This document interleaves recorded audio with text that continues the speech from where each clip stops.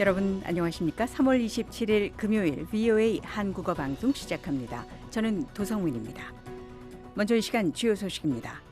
트럼프 대통령이 이란의 협상 타결을 촉구하며 시한 내 합의하지 않을 경우 강경하게 대응하겠다고 경고했습니다. 이란의 대규모 미사일과 드론 공격이 이어지는 가운데 아랍에미리트에서 요격 파편으로 인명피해가 났습니다. 사우디와 바레인 등 걸프 국가들은 공동 성명을 내고 이란의 공격을 국제법 위반이라며 강력하게 규탄했습니다. Specific to nuclear submarines as part of the joint fact sheet. 미 국무부 군비통제 국제안보 담당 차관이 한국의 핵 추진 잠수함 건조와 관련해 미국 정부 내에서 광범위한 절차가 진행 중이라고 밝혔습니다. 여러분께서는 지금 VOA 한국어 방송을 함께하고 계십니다.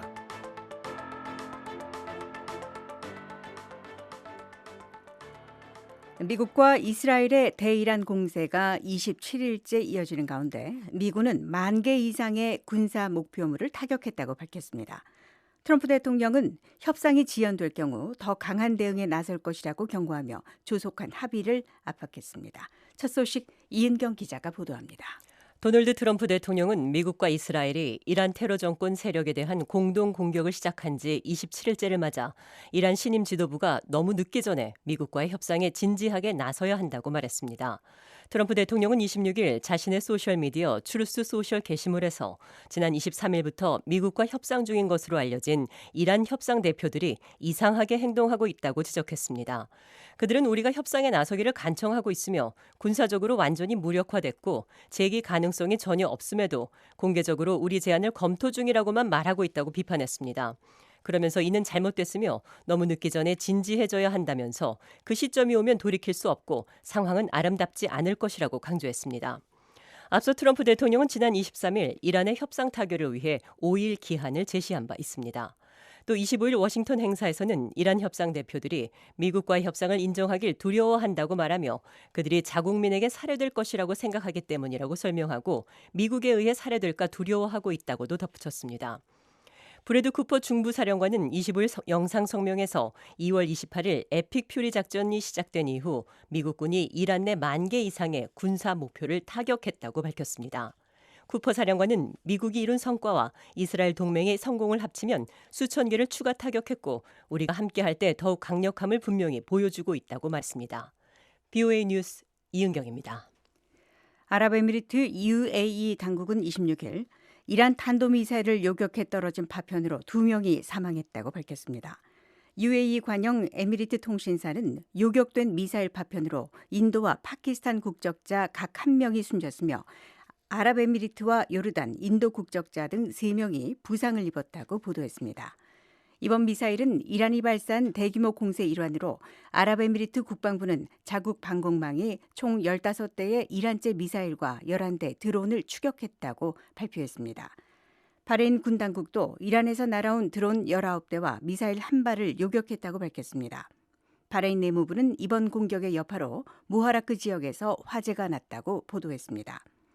같은 날 사우디아라비아는 동부 지역 상공에서 30대 이상의 드론을 요격했다고 발표했으며 쿠웨이트 군 당국 역시 미사일과 드론 공격에 대응 중이라고 밝혔습니다. 아랍에미리트, 쿠웨이트, 바레인, 사우디아라비아, 카타르, 요르단 등 6개 나라는 공동 성명을 내고 자국 시설과 기반 시설을 겨냥한 이란의 범죄적 공격을 강력히 규탄했습니다. 이들 국가들은 이란의 행위가 주권과 영토 보전, 국제법, 국제인도법 및 유엔 헌장에 대한 명백한 위반이라고 지적했습니다. 저희 방송은 인터넷으로 언제든지 청취하실 수 있습니다. 저희 방송을 다시 듣기 원하시는 분은 인터넷 웹사이트 주소 www.voakorea.com으로 접속하시면 됩니다. 여러분의 많은 애청 부탁드립니다. 미 국무부 군비통제 국제안보 담당 차관이 한국의 핵 추진 잠수함 건조와 관련해 미국 정부 내에서 광범위한 절차가 진행 중이라고 밝혔습니다. 토머스 디나노 차관은 25일 미 연방 하원 외교위원회 청문회에 출석해 이같이 말했습니다. 디나노 차관은 민주당 소속 아미베라 하원 의원이 한국의 핵무장 여론과 워싱턴 선언 이행 상황을 묻는 과정에서 관련 질문에 답했습니다.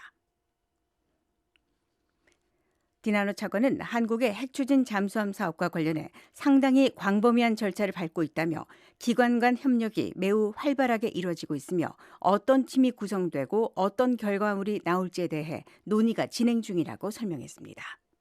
Specific to nuclear submarines as part of the joint fact sheet, we're going through. 디나노 차관은 해당 사안이 공동으로 책임지는 문제라면서 전쟁부는 인프라 관련 부분을 담당하고 국무부는 핵 잠재적 핵연료 공급 문제를 맡고 있다고 말했습니다.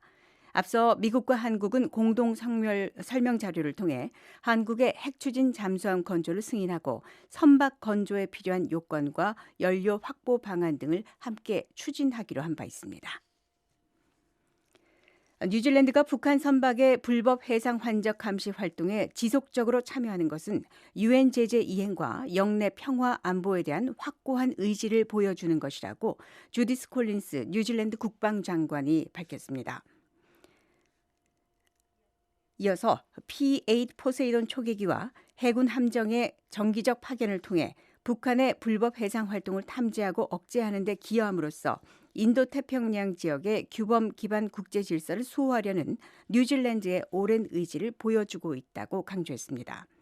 콜린스 장관은 또 해상 제재 회피 대응에 있어 국제 협력의 중요성에 대해 국제 협력은 해상 영역에서의 제재 회피에 대응하는 데 매우 중요하다며 뉴질랜드는 태평양 안보 해양 교류 이니셔티브를 포함한 다국적 협력 체계를 통해 미국과 일본, 호주 등 파트너들과 긴밀히 협력하고 있다고 밝혔습니다. 러시아에 파견된 북한 노동자들이 장시간 노동과 임금 착취에 시달리고 있다는 국제인권단체 보고서가 나왔습니다. 북한 해외 노동 프로그램이 외화벌이 수단으로 운영되는 가운데 노동자들은 빚에 얽매인 구조에 놓여 있다는 분석입니다. 장향희 기자, 먼저 보고서 핵심부터 정리를 해주시죠. 네, 국제인권단체 글로벌 라이츠 컴플라이언스 GRC는요, 북한 노동자들이 해외에서 강제노동에 시달리고 있다고 밝혔습니다. 현재 약 10만 명이 40여 개 나라에 파견돼 있고 이를 통해서 북한은 연간 약 5억 달러의 외화를 확보하는 것으로 추정되지만 노동자들은 장시간 노동과 임금 공제, 감시 속에서 생활하는 것으로 나타났습니다. 네, 그 강제노동이라는 판단의 근거는 어떤 겁니까? 네, 국제노동기구 ILO는요, 폭력이나 협박, 임금 미지급, 이동 제한 등에 동반된 노동을 강제 노동으로 규정하고 있습니다. 네, 북한의 그 파견 노동자들이 구체적으로 어떤 환경에서 노동을 하고 있는 겁니까? 네, 보고서는 러시아 건설 현장 노동자 21명의 증언을 바탕으로 분석했는데요. 이들은 1년 중에 364일, 또 하루 평균 14시간에서 많게는 16시간까지 일을 하고 있습니다. 하지만 실제로 받는 임금은 약 한 달에 $10 수준에 그쳤습니다. 네, 이 북한 노동자들의 환경이라든지 그 처우라든지 구체적인 사례가 소개됐네요. 네, 그렇습니다. 보고서는 노동자들은 러시아 도착 직후에 여권이 압수되고 이후 집단 노동과 상호 감시 속에서 노동이 이어지고요. 안전 장비 없이 작업을 하고 작업 속도가 늦어질 경우 처벌이 뒤따르는 환경이라고 설명했습니다. 네, 노동의 대가로 정당히 받아야 되는 그 임금 구조도 문제가 있네요. 그렇습니다.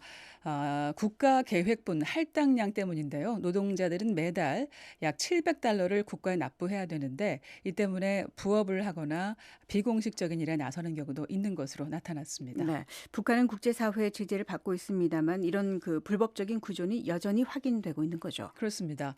유엔 안보리 결의 2375와 2397호는 북한 노동자의 해외 고용을 금지하고 있습니다. 네. 또 보고서는 즉각적인 처우 개선이 필요하다면서 안전장비 지급, 노동시간 단축, 가족과의 자유로운 연락 보장을 시급한 과제로 제시했습니다. 또 강제노동 폐지가 목표지만 현재는 노동자 보호 조치가 우선이라고 말했습니다.